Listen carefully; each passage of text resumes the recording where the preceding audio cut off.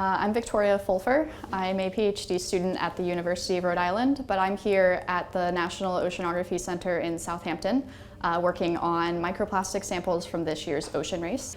The data that's being collected in this race is really unique because the boats are sailing around the world in a pretty short amount of time. And so we're able to collect a huge number of samples to get a snapshot of the global amount of microplastics in the ocean for 2023.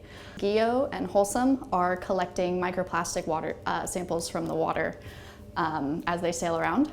And so those samples are sent to us at the end of every leg, and I am analyzing how many microplastics are in each sample and then what types of plastics we're finding.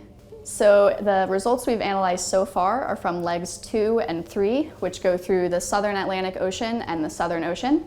And what we're seeing in those areas are microplastic concentrations ranging from around 100 to around 2,000 particles per cubic meter of water.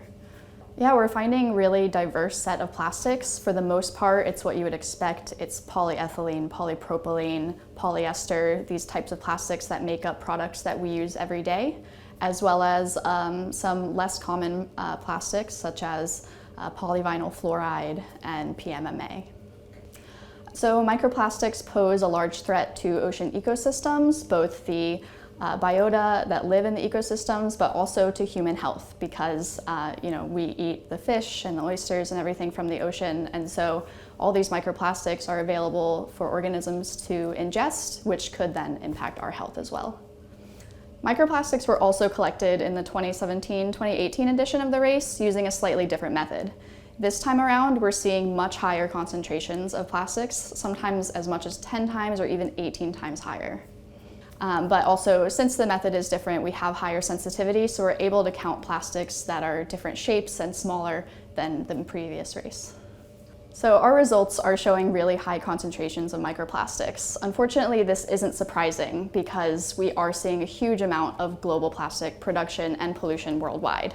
However, this global data set will allow us to better understand the state of ocean plastic pollution so we can work together towards solutions.